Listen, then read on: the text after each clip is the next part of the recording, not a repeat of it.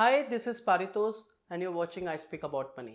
आज इस वीडियो में मैं बताने वाला हूँ आपको लार्ज कैप कैटेगरी में 2021 में मुझे अगर पैसा निवेश करना है तो मेरे लिए कौन से बेस्ट फंड होंगे।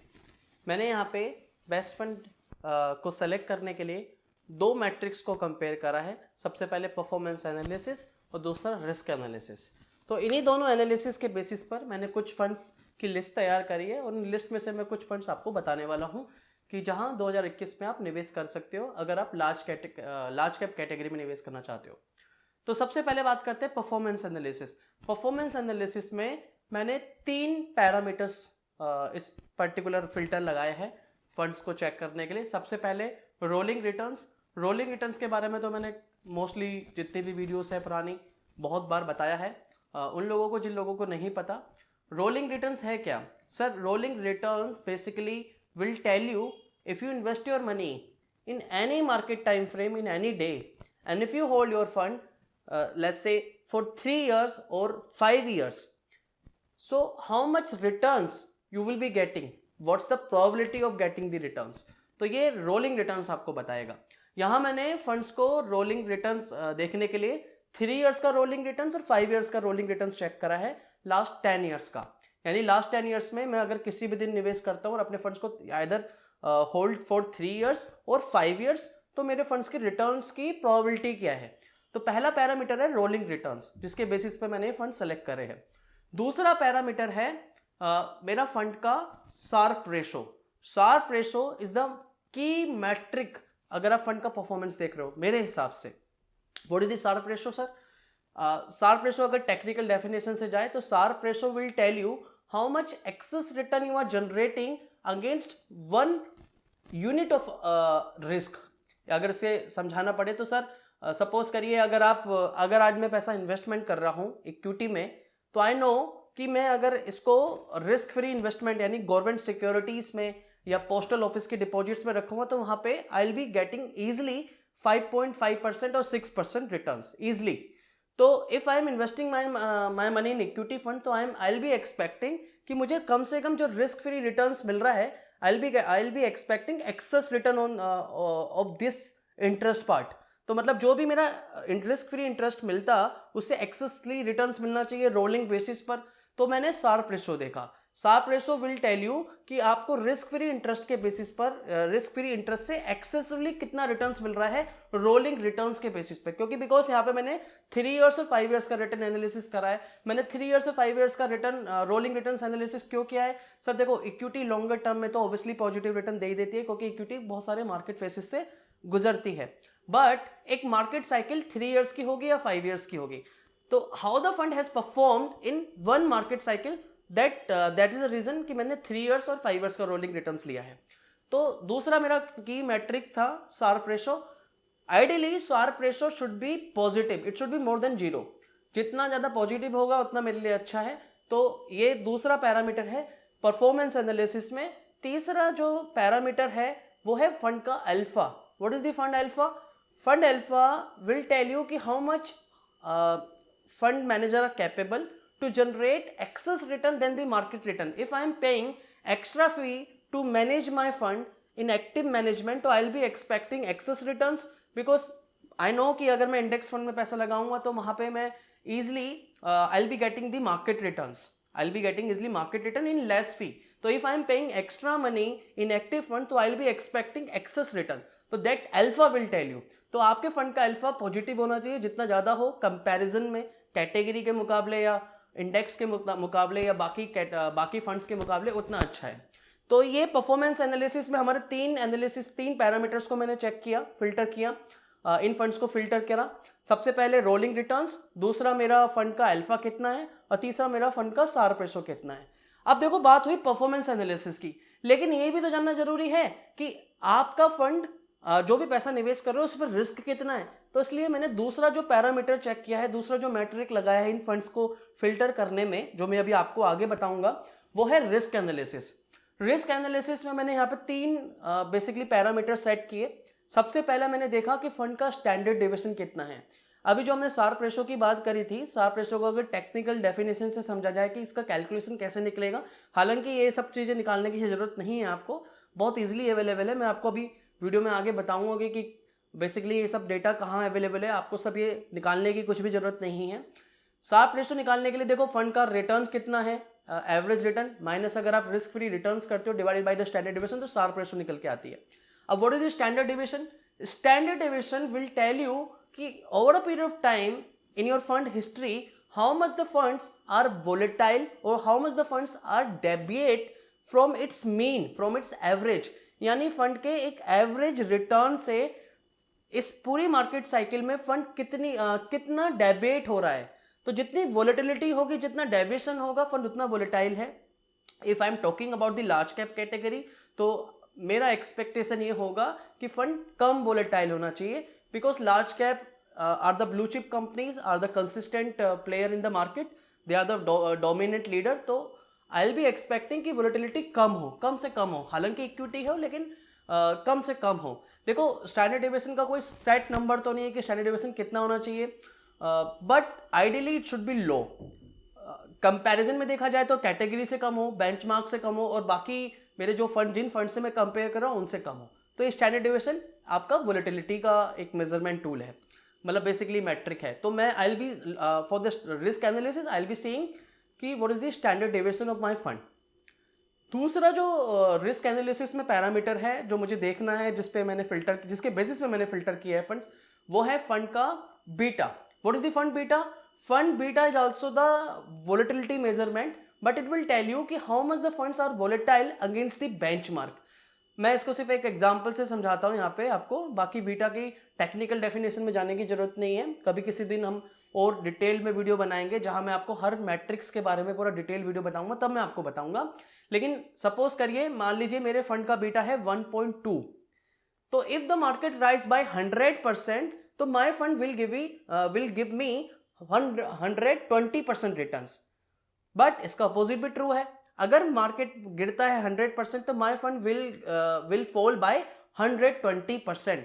सो if I am talking about the large cap category, तो I'll be expecting less volatile fund, because we are talking about the blue chip stocks, blue chip funds.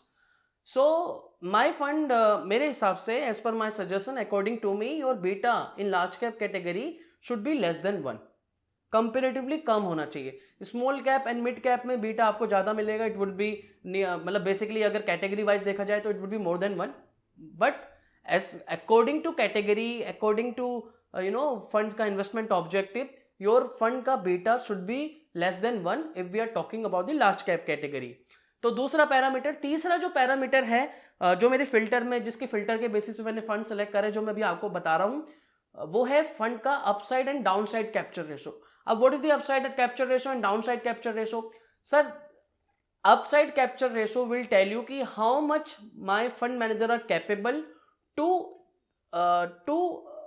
Grab the opportunity of upside market opportunity. मतलब अगर market अगर बढ़ रहा है तो I will be expecting कि मेरा फंड भी एक्सेस रिटर्न्स दे, बढ़ते हुए मार्केट में एक्सेस रिटर्न्स दे। तो इसके अगर नंबर से जाए, तो जो इसका नंबर का मैट्रिक है, इट इज 100 बेस बेसिकली। तो upside capture ratio should be more than 100। अगर 100 से ऊपर है तो this is excellent figure. But ideally we are talking about the large cap category, because we are also expecting कि volatile कम हो fund. तो if your fund upside market capture ratio is 90 और near about 90, I am very much okay, this is acceptable, because volatility कम है।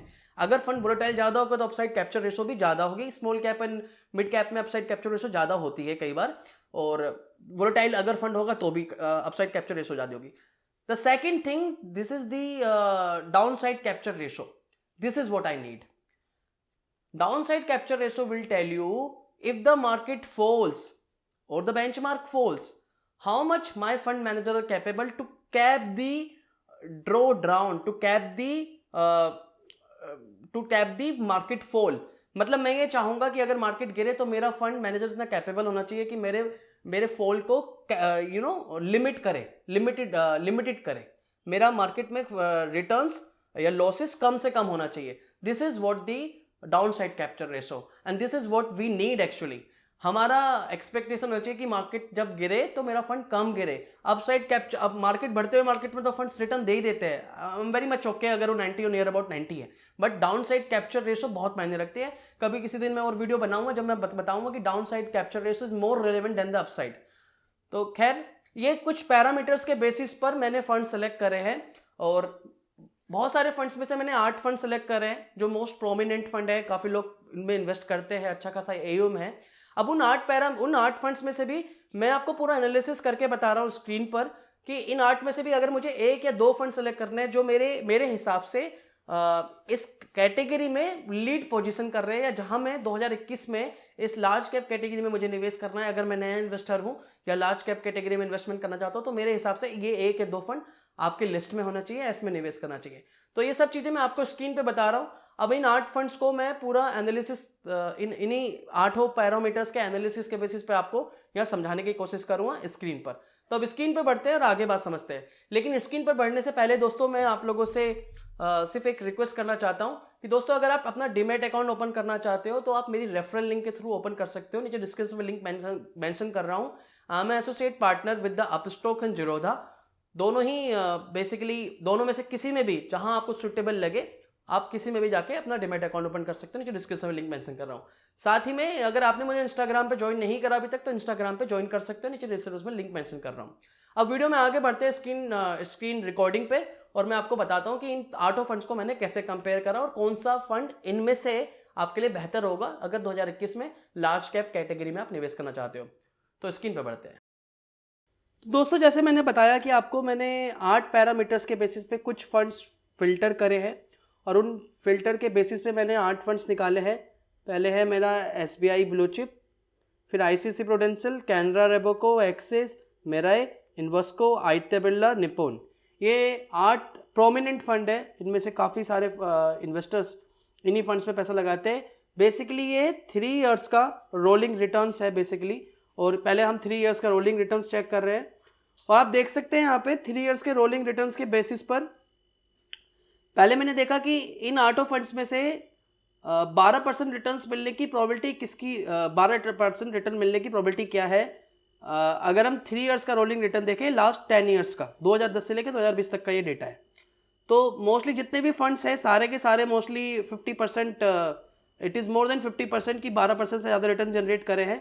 But आप एक चीज़ देखोगे कि यहाँ पे एक्सिस ब्लू चिप एंड उसी के साथ में कैनरा रेबोको, एक 2 ऐसे फंड है जिन्होंने नेगेटिव रिटर्न जनरेट नहीं करे हैं इन 3 years rolling basis in the last 10 years. This is what I need. मैं चाहूँगा कि मैं जिस कैटेगरी लार्ज कैप कैटेगरी में अगर फंड चूज कर रहा हूँ तो मेरे नेगेटिव रिटर्न्स कम मिले। तो ये 2 फंड्स ऐसे थे जिसमें मैं नेगेटिव रिटर्न्स नहीं मिले, नेगेटिव रिटर्न्स मिलने की प्रोबेबिलिटी बहुत कम है, ना के बराबर है इवन। तो ये 2 फंड्स निकले, लेकिन फिर भी अगर कंपेरेटिवली देखा जाए तो ICICI प्रूडेंशियल भी हम शामिल कर सकते हैं, SBI ब्लू चिप भी हम शामिल कर सकते हैं, क्योंकि प्रोबेबिलिटी कम है। लेकिन यहाँ पे हम देख सकते हैं आदित्य बिरला और निप्पॉन, इनका 0% से नीचे रिटर्न्स मिलने की प्रोबेबिलिटी बहुत ज़्यादा है। दूसरा चेक ये कर सकते हो आप कि देखेंगे कि 8% से रिटर्न्स की जो प्रोबेबिलिटी है वो इन्वेस्को में ज़्यादा है, और आदित्य में ज़्यादा है, और निप्पॉन में ज़्यादा है। तो ये 3 फंड्स तो मेरी लिस्ट से बाहर है अभी से। हालांकि मैं 5 इयर्स का भी रोलिंग रिटर्न चेक करूंगा, लेकिन अभी के लिए कंसिस्टेंसी के बेसिस पे, क्योंकि मेरे पास अच्छे ऑप्शंस अवेलेबल है अभी मेरी लिस्ट में, मैं ऐड कर सकता हूं। I am considering Mirae asset large cap fund, Axis blue chip definitely, Canara Robeco definitely, ICICI Prudential definitely, we can think of SBI blue chip. तो ये 3 इयर्स के रिटर्न्स के बेसिस पर। अब उसके बाद हम देखते हैं 5 इयर्स का। अब ये 5 इयर्स का चार्ट है, आप 5 इयर्स का देखेंगे तो ये 5 इयर्स में भी मेरे पास वही सारे फंड्स हैं। और सबसे पहले मैं देखूंगा कि इन 5 years basis, 5 year rolling returns basis in the last 10 years, if I invest my money in across in any day in last 10 years and I hold my money for 5 years, तो how much the returns probability। तो वही axis blue chip definitely 0, 1 भी % chances नहीं है कि negative return मिला है। Canara Robeco definitely मेरी लिस्ट में अभी भी है, और मोर देन 20% रिटर्न, यानी मोर देन 12% रिटर्न्स की प्रोबेबिलिटी है कैनरा रोबेको में भी, एक्सिस में भी, ये मेरी लिस्ट में अभी भी है।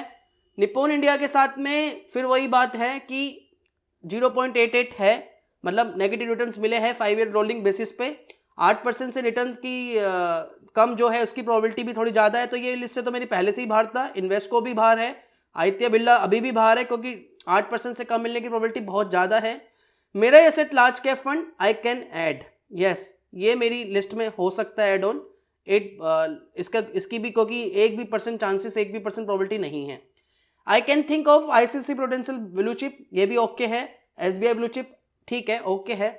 तो अभी के लिए मेरे पास इस हिसाब से जो फंड्स निकल के आए हैं, जिसको मैं आगे अभी कंटिन्यू करूंगा बाकी एनालिसिस में, वो है SBI blue chip, ICC prudential blue chip, Canara, axis और मेरा asset large cap fund. Nippon, Invesco और आदित्य मेरी लिस्ट से रोलिंग रिटर्न्स के बेसिस पर आउट है। अब हम वीडियो में आगे देखते हैं, हर फंड्स का हम यहाँ पे कंपेयर कर रहे हैं। यहाँ पे ये देखो एक्सिस ब्लू चिप का भी कंपैरिजन कर रहे हैं। यहाँ पे ये 3 इयर्स का रोलिंग बेसिस पर रिस्क एंड वोलेटिलिटी मेजरमेंट है। हाँ, ये मॉर्निंग स्टार पे आपको इजीली अवेलेबल मिल जाएगा। मॉर्निंग स्टार पे डेटा बहुत अवेलेबल है, सिर्फ आपको फंड्स का नाम डालना है और बाकी रिस्क एंड वोलेटिलिटी मेजरमेंट आराम से मिलेंगे वहाँ पे, रिस्क एंड रेटिंग्स। अब यहाँ पे सबसे पहले, क्योंकि अभी हम परफॉर्मेंस एनालिसिस की बात कर रहे हैं, तो हम देखेंगे फंड का अल्फा। तो अल्फा में देखेंगे कि फंड्स का अल्फा 3 इयर्स के रोलिंग बेसिस पे 5.43 है, कैटेगरी का है -0.93, this is very good. Index का भी 0.97 है, this is very much impressive, यानी fund manager are able to generate excess return than the market returns. दूसरा जो मेरा पैरामीटर है, जो मेन की पैरामीटर है, what is this is Sharpe ratio. The category are not able to generate excess return than the risk-free returns, but my fund are able to generate positive returns. This is good. I am talking about the Axis Blue Chip Fund 3 years rolling basis. तो ये मेरा parameter है। अभी हम क्योंकि risk analysis की बात नहीं कर रहे हैं, हम आगे देखेंगे। अभी हम देखते हैं यहाँ पे 5 इयर्स के बेसिस पर। तो ये 5 इयर्स के बेसिस पे भी आप देखोगे तो 5 इयर्स के बेसिस पे भी रिस्क एक्सिस ब्लू चिप का जो फंड का अल्फा है that is 3.48, this is good actually. Category का -1.6 है, बट मेरा फंड यानी Axis blue chip are able to generate excess return than the market returns in 5 years basis as well. Sharpe ratio भी 0.44, market का है 0.17, यानी my fund are able to generate excess return than the risk free returns comparatively if I compare with the category return और index. तो axis blue chip performance analysis में मेरे सामने अच्छा खासा है, मतलब इसकी एक अच्छी मतलब मेरी लिस्ट में अभी भी ये ऐड है। अब हम बात करते हैं बाकी फंड्स को भी देखते हैं ऐसे ही, और फिर इसको धीरे धीरे हम फंड्स को फिल्टर करते रहेंगे। कैनरा रोबेको का ये 5 इयर्स का है, पहले 3 इयर्स का देखते हैं। 3 इयर्स के में भी देखोगे अल्फा, कैनरा रोबेको 3 इयर्स का अल्फा कितना है 4.66, very much impressive. Same as alpha Axis blue chip.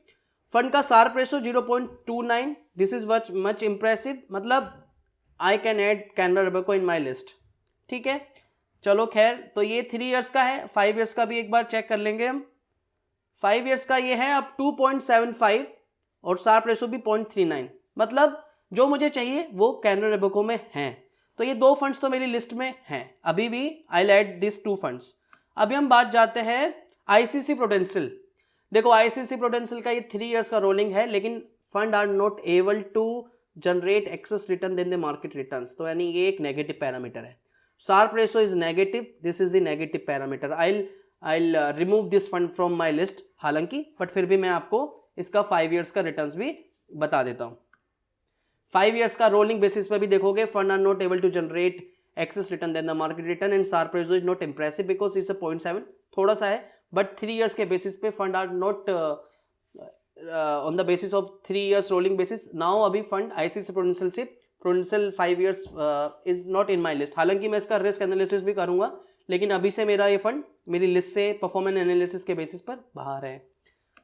अभी हम मेरा एसेट लार्ज कैप भी देखेंगे। मेरा एसेट लार्ज कैप भी they are generating alpha but 0.80। जब मेरे पास ऑप्शन है कैनरा रोबेको और एक्सिस का, तो why will I go with the मेरा asset large cap. Sharpe ratio is not very impressive 0.7 because मेरे पास ऑप्शंस अवेलेबल है परफॉर्मेंस एनालिसिस के बेसिस पर। तो ये कुछ फंड्स थे, ये 3 ईयर्स का था, 5 ईयर्स का भी देखेंगे तो 5 ईयर्स में हाँ मेरा एसेट लार्ज कैप 2.24 जनरेट कर रहा है, लेकिन शार्प रेशो भी 0.35 है। कहने का मतलब है कि मेरे पास अभी भी मेरा एसेट लार्ज कैप में आई कैन ऐड। तो अभी एसबीआई ब्लू चिप देखिए, एसबीआई ब्लू चिप में भी फंड 3 ईयर्स का रोलिंग बेसिस पे fund are not able to generate alpha, तो ये नेगेटिव होगा मेरे लिए। शार्प रेशो इज नेगेटिव, तो ये नेगेटिव है। ये 3 ईयर्स के रिटर्न्स के बेसिस पे मैं आपको बताया। 5 ईयर्स का भी चेक कर लेते हैं। 5 ईयर्स में भी fund are not able to generate alpha और शार्प रेशो भी इज नॉट इंप्रेसिव। 0.717 तो कैटेगरी का है, 0.9 is not very much impressive. तो अभी मेरी लिस्ट में परफॉर्मेंस एनालिसिस पे 3 ही फंड्स निकल के आ रहे हैं। 5 ईयर्स में भी मैंने देख लिया, और अभी मेरी इसी एनालिसिस के बेसिस पर अब मेरे सामने 3 फंड्स निकल के आए हैं। एक्सिस, क्योंकि एक्सिस का मैंने पैरामीटर चेक कर लिया है, एक्सिस, कैनरा, और तीसरा हमारा रहेगा आपका मिरर। तो अब यानी अगर मुझे फंड सेलेक्ट करने तो मेरे पास 3 ऑप्शंस है। लेकिन अभी हम रिस्क एनालिसिस की भी बात कर लेते हैं। रिस्क एनालिसिस में सबसे पहले फंड का देखेंगे हम बीटा, कि how much the fund are volatile as compare to its benchmark. तो फंड का बीटा है 0.75, जैसे मैंने आपको बताया कि फंड का बीटा इट शुड बी आपका लेस देन 1, तो it is less than 1। And fund का standard deviation, this is the volatility, यानी how much the funds are deviate from its mean, from its average, this is 16.76, category का है 20.09। This is impressive. यानी risk matter पे, risk analysis के basis पे 3 years के basis पर axis अभी भी लीड कर रहा है मेरी पोजीशन को। अब उसके बाद हम करते हैं इसी का 5 ईयर्स का।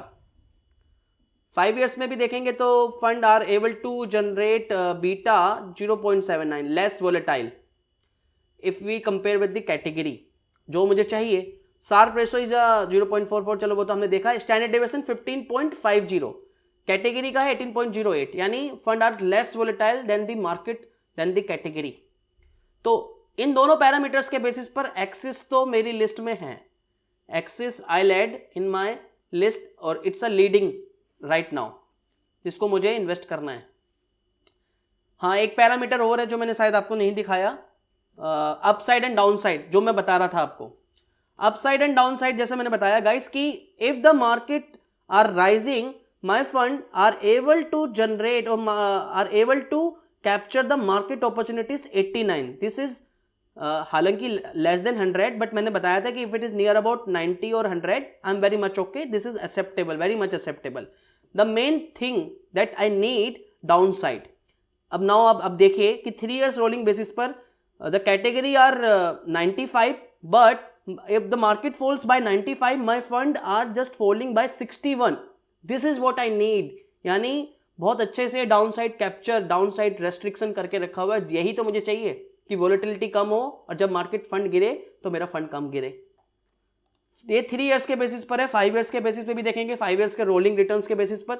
This is 94, this is 90, upside capture, this is good, down side 70 and market is 98, this is what I need. तो एक्सिस ब्लू चिप तो डेफिनेटली मेरी लिस्ट में है, नंबर 1 पर है अभी। और अभी हम कैनरा रोबेको का भी देख लेते हैं। कैनरा रोबेको का ये 5 ईयर्स का है। 5 ईयर्स का देखेंगे, बीटा इज 0.960, मार्केट का 9.4, 1 से कम है, एक्सेप्टेबल है। स्टैंडर्ड डेविएशन 16.90, मार्केट का 18.08, एक्सेप्टेबल है, वेरी मच ओके, वोलेटिलिटी कम है। अपसाइड कैप्चर रेशो में भी देखोगे, market 94 and this is 98, this is good. Down side market is 98, this is 83, this is good. खैर, अब इसका हम 5 ईयर्स का था, 3 ईयर्स का भी एक बार नजर डाल लेते हैं। This is 93 upside capture and this is 97, this is good, market is 95, this is 74। यानी Canara Robeco will also protect your investment in the times when the market crashes. Beta is 0.86 and standard deviation 18.30. तो अभी मेरे पास axis और कैनरा ये 2 मेरी list में हैं जिसमें मैं निवेश कर सकता हूं। अब बाकी के रिस्क एनालिसिस भी देख लेते हैं, हालांकि वो लिस्ट से तो बाहर हो गया आईसीसी परफॉर्मेंस एनालिसिस के बेसिस पर ही, बट फिर भी आप देख सकते हो। डाउन साइड में ही देख लीजिए, 95 है, दिस इज 97 अभी मेरे पास, यानी when the market falls by 95 fund will fall extra category will fall 95, the fund will fall by 97, ज़्यादा गिरेगा। परफॉर्मेंस एनालिसिस पे वैसे आईसीसी प्रूडेंशियल ब्लू चिप बाहर हो चुका था, लेकिन फिर भी आप देख सकते हो कैटेगरी का 20.09 है और स्टैंडर्ड डेविएशन यहाँ पे 19.7 है, मतलब फंड बहुत ज़्यादा वोलेटाइल है। बीटा इज 0.93, हालांकि 1 से कम है लेकिन कंपेरेटिवली बहुत ज़्यादा है, कैटेगरी के बराबर ही है, तो इसको तो कंपेयर करने का कोई मतलब नहीं बनता। मतलब I will not go with the ICC potential. 3 years और 5 इयर्स दोनों को छोड़ देते हैं। 5 इयर्स में भी आप देख सकते हो डाउन साइड 92 है, this is very higher actually if will compare with the category. 17.56 more volatile, beta is 9.4 more volatile, तो वोलेटिलिटी भी है और परफॉर्मेंस भी नहीं है, तो डेफिनेटली आईसीसी तो मेरी लिस्ट से बाहर है। मेरा एसेट लार्ज कैप देख सकते हो, मेरा asset level is a very volatile fund, beta is a 0.99, it is near about 1। Fund volatile है तो डेफिनेटली अपसाइड कैप्चर रेशो ज़्यादा होगी, डाउन साइड भी ज़्यादा ही है 97, मार्केट का 95 है 97 है, यानी मार्केट अगर गिरेगा तो ये फंड भी बहुत अच्छे खासे रेशो से गिर रहा है 3 इयर्स और 5 इयर्स के बेसिस पर। ये 3 इयर्स का डेटा है। स्टैंडर्ड डेविएशन 20.80 और मार्केट का 20.09, दिस इज नेगेटिव, तो यानी मेरा एसेट लार्ज कैप फंड भी कुछ हद तक मेरी लिस्ट से निकल गया है अभी। ये 5 इयर्स का भी देख लीजिए 18.59 एंड 18.08, यानी fund is more volatile than the market than the category. Even index का भी देखेंगे तो कंपेरेटिवली वही है, बीटा इज 1 5 इयर्स के बेसिस पर। अपसाइड पोटेंशियल और डेफिनेटली बीटा अगर ज़्यादा है तो अपसाइड पोटेंशियल ज़्यादा ही होगा, डाउन साइड देखना है तो डाउन साइड भी बहुत ज़्यादा है, तो मेरा एसेट लार्ज कैप भी मेरी लिस्ट से अब बाहर है। इसके अलावा एसबीआई ब्लू चिप भी आप देख सकते हैं, हालांकि SBI blue chip performance analysis के बेसिस पर ऑलरेडी मेरी लिस्ट से जा चुका है, लेकिन बीटा देखिए 0.98, फंड का वॉलेटिलिटी बहुत ज़्यादा है, अपसाइड भी देखिए 94 है, ठीक है this is good, but downside is 100, मतलब if the market falls by 95 my fund will fall by extra. I am talking about the 3 years rolling basis. Fund का standard deviation 20.71, it is more than the category. ये 3 years का है, चलो फिर भी एक बार 5 years का दिखा देता हूँ। 5 इयर्स में भी the beta is very much more volatile, standard deviation 18.10, market से भी ज़्यादा, डाउन साइड भी 97, it is more than, it is should be less than 100, तो मेरे पास ऑप्शंस अवेलेबल है, तो why will I go with the SBI blue chip fund. Upside भी 95 ओके है, तो इस पैरामीटर्स पे एसबीआई भी के अलावा मेरे पास ऑप्शंस है, तो I will not go with SBI. तो ये सारे फंड्स मैंने कंपेयर करे। अब यहाँ पे देखो 2 ही फंड्स निकल के आए हैं। सबसे पहले या तो मैं जाऊँगा एक्सिस में या मैं जाऊँगा कैनरा रेबको में। तो यानी अगर मुझे आज 2021 में पैसा निवेश करना है तो सबसे पहले तो मेरी पोजीशन में जो लीड करेगा वो करेगा एक्सिस, दूसरे नंबर पे पोजीशन पे लीड करेगा कैनरा रेबको, जहाँ मैं पैसा निवेश करना चाहूँगा। मैंने बताया कि लार्ज कैप कैटेगरी या बहुत सारे फंड्स लेने की जरूरत नहीं, क्योंकि इसकी वजह से पोर्टफोलियो ओवरलैप होता है अपनी पुरानी वीडियोस में। तो मेरे हिसाब से 1 या 2 फंड्स ले सकते हो अगर पोर्टफोलियो साइज बढ़ता रहता है, और एक्सिस और कैनरा रेबको मेरे हिसाब से एक बेस्ट चॉइस है लार्ज कैप कैटेगरी में। तो आज वीडियो बनाने का मोटिव यही था। आई बिलीव ये वीडियो पसंद आई होगी। अगर आपको वीडियो पसंद आई होगी तो प्लीज़ वीडियो पे लाइक ज़रूर कीजिए, और मैंने इसी तरीके से mid cap and small cap और बाकी कैटेगरीज के भी फंड्स बताऊंगा। साथ में मैं आपको बेस्ट म्यूचुअल फंड्स का एक पोर्टफोलियो भी बना के दिखाऊंगा इसी पर्टिकुलर आने वाली वीडियोस में, कि कैसे आप अगर नए इन्वेस्टर हो तो कौन सा पोर्टफोलियो होना चाहिए, रिटायर्ड हो तो कौन सा पोर्टफोलियो होना चाहिए, और आपके स्पेसिफिक गोल के हिसाब से क्या पोर्टफोलियो होना चाहिए, वो आने वाली वीडियोस में बताऊंगा। लेकिन अभी हम हर कैटेगरी के बेस्ट फंड्स चूज करेंगे, फिर बेस्ट म्यूचुअल फंड्स की एक सीरीज बनाएंगे, बेस्ट म्यूचुअल फंड का एक पोर्टफोलियो बनाएंगे आने वाली वीडियोस में। अगर ये वीडियो अच्छी लगी तो प्लीज़ वीडियो को लाइक कीजिए, और इस वीडियो को अपने फ्रेंड्स, कलीग्स, अंकल जहां पहुंचाना चाहते हो ज़्यादा से ज़्यादा शेयर कीजिए। और नीचे डिस्क्रिप्शन में मेरा इंस्टाग्राम का लिंक दे रहा हूँ, और अगर डीमैट अकाउंट ओपन करना चाहते हो तो डीमैट अकाउंट ओपन कर सकते हो। I am associate partner with Upstox and Zerodha, दोनों का। This is my referral link. तो वीडियो के लिए आज इतना ही था, और जाने से पहले अगर आप मेरे चैनल को पहली बार देख रहे हो सब्सक्राइब कर सकते हो। तो फिर दोस्तों आज के लिए इतना ही, नई वीडियो मिलेंगे बहुत जल्दी, तब तक के लिए धन्यवाद। वंदे मातरम, जय हिंद।